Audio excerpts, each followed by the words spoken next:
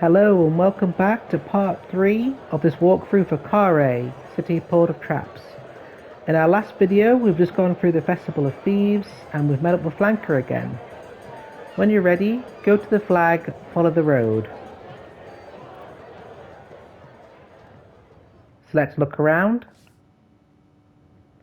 continue, and go to the flag, enter the small hut. Select knock, and select slip through the doorway. So as we slip through the doorway, we're looking up and we notice a jar of some kind of liquid balanced precariously atop the door. The shop is a kitchen. There is a fire in the grate with a pot above it, which bubbles and smokes. On the wall hang herbs, vegetables, meats and other cooking equipment, but no matter how hard you look, you can't seem to find the speaker. You can see from the illustration that the speaker has this like tentacle octopus head and he's standing in the corner of the room. So let's look at the hearth, and that's when we'll spot him. Select the option, look around more closely,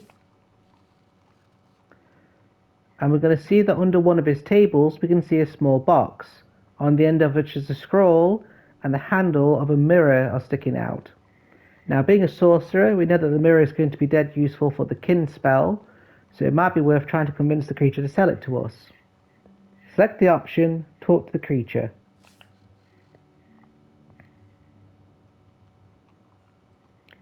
He says greetings, and we need to select the option, I'd like that box of yours. He asks us if we're one of Tifa's men, say no. And he's going to very rudely say to us that we've got some nerve and he's going to threaten to skewer us. So it's time for us now to cast a spell.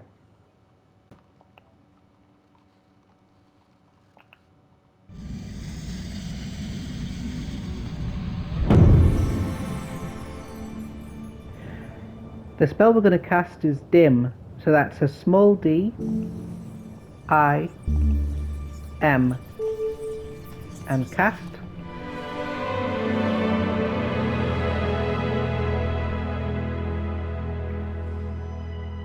With our spell over the creature, he becomes quite confused, so now is the chance to have a look through that box of his. Select, look through the box.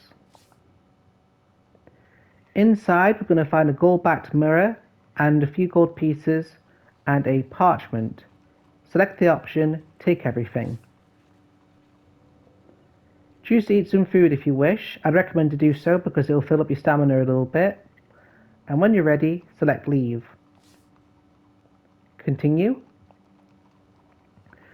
I know that seems like we've just basically done a robbery, but the guy did threaten to skew us, to be fair. Go to the flag, head downhill.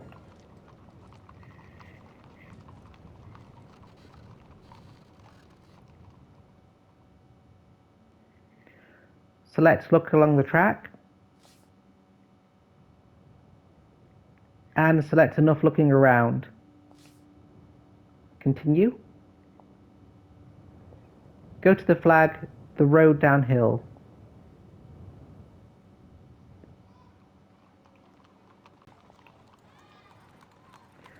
As we walk downhill, a few buildings will appear on the right hand side of the road.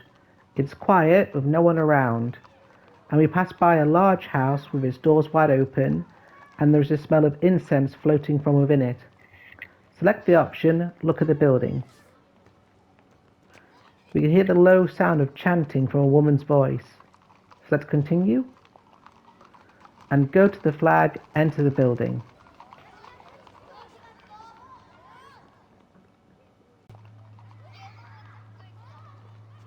You step into the gloomy shade of the building. The aroma of perfume and oil grows so thick that you begin to cough and choke. You announce your presence, and the singing voice falls silent. Select who's there.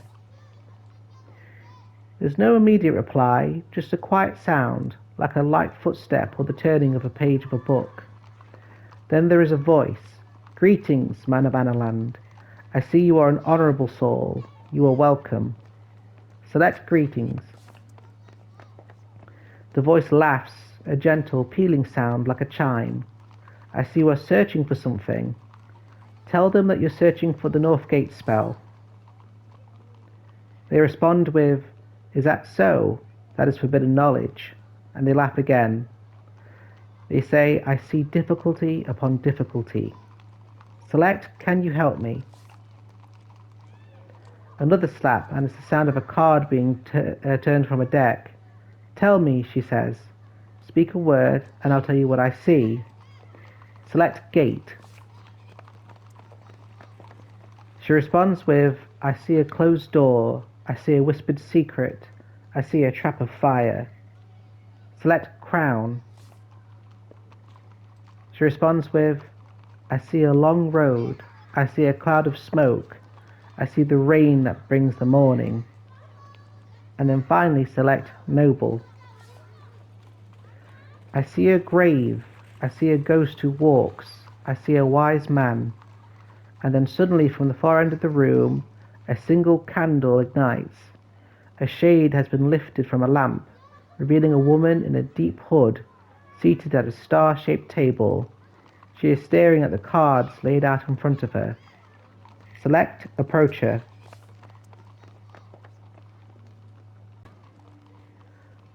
We step forward, and she looks up sharply, eyes wide with fear. "Stay back," she cries. "You seek the crown of kings. You intend to conquer the world." Select, what is the crown? What is its power? And she stares at you. You seek it, but you do not know.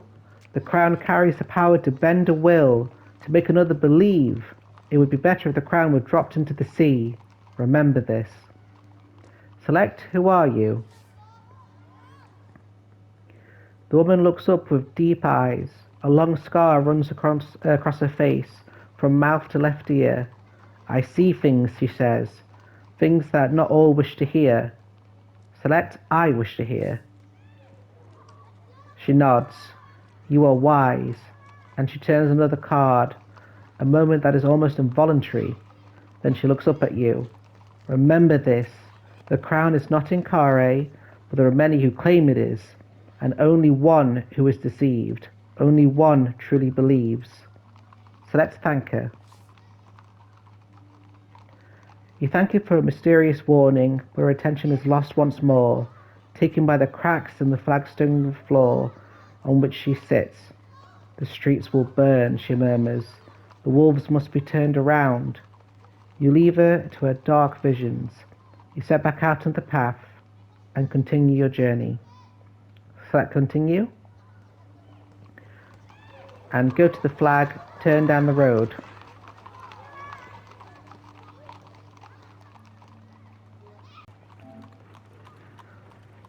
Now before we continue, I just want to reflect on what the fortune teller told us, as she's told us 3 key bits of information.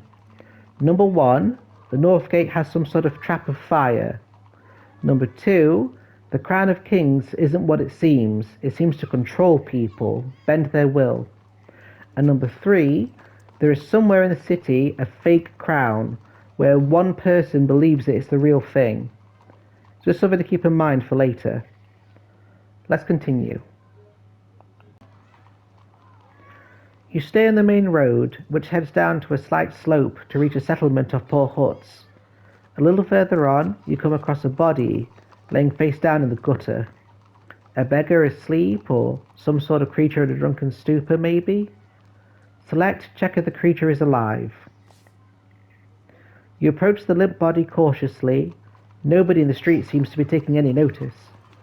You bend down closer and shake the shoulder of the body. There is no response.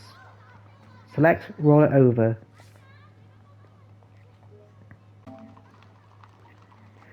You grip the body's arm and turn it over.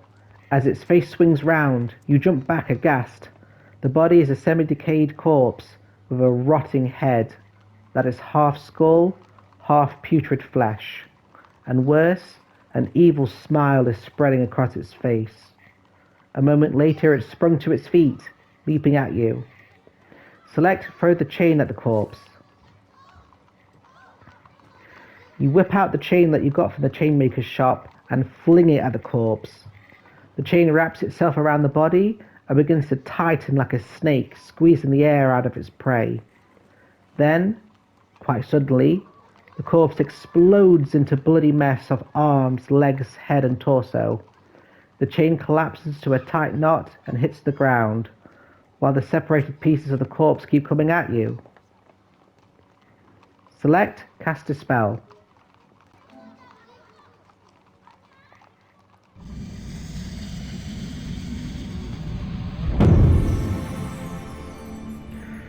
The spell we're going to cast is 6. Select S, I, X, and cast.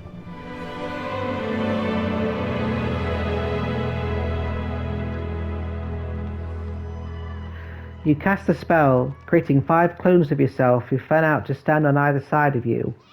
Without the need for agreement, each tackles a different piece of the corpse. The battle is finished in 6 single strokes. The body parts on the ground squirm and slowly ooze back together. The corpse now looks once again as though it's been run over in a chariot race, but is definitely lying still, for now at least. Select Take My Chain Back, and then select Search the Body. Remembering the torn piece of paper that we found earlier, you decide to look in the corpse's throat. Disgusted, you push your fingers into the back of the corpse's throat. Something?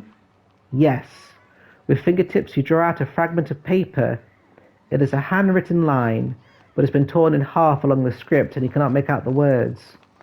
But of course, putting together the paper fragment and the torn note that you found under the stone from earlier, you see that they are a perfect fit, and they clearly form a spell line.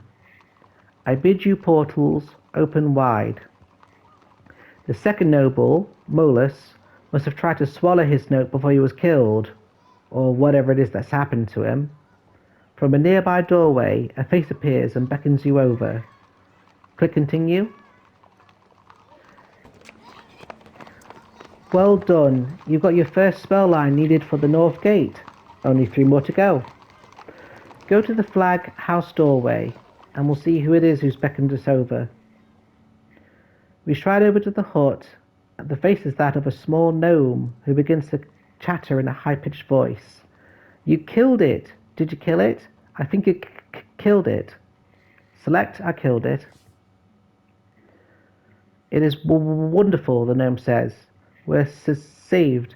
It'll be a good news for months until it wakes up again. We can cart it somewhere else. Here, we wanted to thank you. And he reaches behind for something. Select Wait to see what he does. You wait and the gnome comes out with a bag containing 5 gold pieces. I'm sure it's not much to a man like you, he apologizes, but it's from all of us. Peering through the window of the tiny hut, you make out about 20 or so faces. Thank you, you reply, and nod your head. Select What was that creature? Suspecting you already know the answer.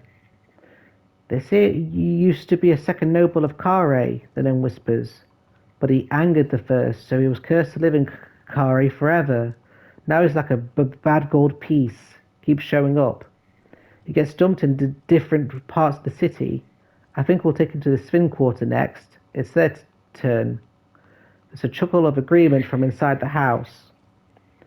Select Where can I find the nobles? The gnome responds with, The others, you mean? They should be in the council, but people say they've all gone missing. He taps the side of his nose. They say the first noble's been in council for 2 months now, on his own. The gnome is starting to look awkward. Finally, ask him, I'm looking for a scholar, again knowing most of the information already. The gnome nods. I know that there was one, over the river, round the back of the square, but watch out. Be certain that I will, you respond. The gnome's nose twitches. I'm going now, he quickly says. Here's one more good gift.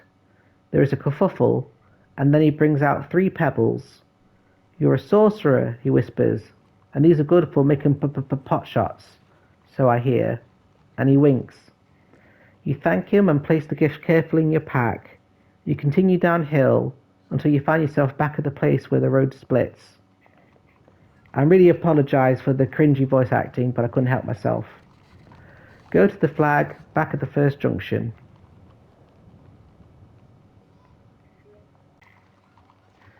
And that'll do it for part 3. I'll see you all in part 4.